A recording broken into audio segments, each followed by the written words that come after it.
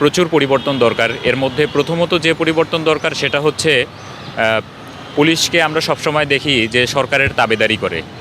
Police আমরা দেখে থাকি যে পুলিশ পরিচালিত হয় স্বরাষ্ট্র মন্ত্রণালয় দ্বারা, আর স্বরাষ্ট্র মন্ত্রণালয় পরিচালিত হয় সরকারের নীতি নির্ধারক দ্বারা। তার মানে আলটিমেটলি আমরা দেখতেছি যে পুলিশ পরিচালিত হচ্ছে সরকার দ্বারা।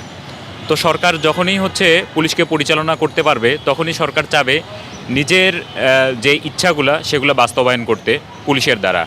তো এতে করে কখনো আমরা দেখছি পুলিশকে পুলিশ লীগ হতে, আবার হয়তো ভবিষ্যতে কখনো বিএনপির তাবেদারি করবে, কখনো জামাতের তাবেদারি করবে।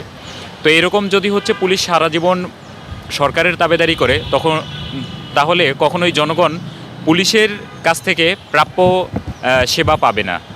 তাই পুলিশকে এমন একটি বাহিনী রূপে গঠিত করতে হবে এবং এদের পরিচালনার দায়িত্ব এমন একটা জায়গায় দিতে হবে যেন পুলিশ সরকারের তাবেদারি করতে না হয়, পুলিশ স্বাধীনভাবে জনগণের সেবা করতে পারে, জনগণের বন্ধু হিসেবে কাজ করতে পারে।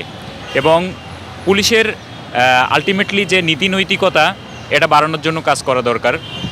আমরা দেখেছি যখন আওয়ামী লীগ সরকার ক্ষমতায় ছিল তখন বিএনপিরা ছিল আসামি এবং পুলিশ সেখানে আসামি বাণিজ্য করেছে, মামলা বাণিজ্য করেছে।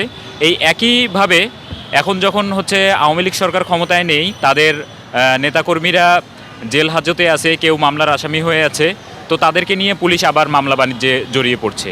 তো এই ব্যাপারগুলো হচ্ছে সংশোধন করার জন্য পুলিশের নৈতিকতা বাড়ানো দরকার, তাদেরকেও যে ইন্টারনাল বিচারের আওতায় আনা দরকার। হ্যাঁ, অবশ্যই সংবিধানেই তো পরিবর্তনটা আনতে হবে, যাতে হচ্ছে পুলিশ স্বরাষ্ট্র মন্ত্রণালয় দ্বারা, অর্থাৎ সরকার দ্বারা পরিচালিত না হয়ে অন্য কোনো মাধ্যম দ্বারা পরিচালিত হবে, যেই মাধ্যমে সরকারের তাবেদারি করার বিষয়টা থাকবে না, যেমন সেনাবাহিনী।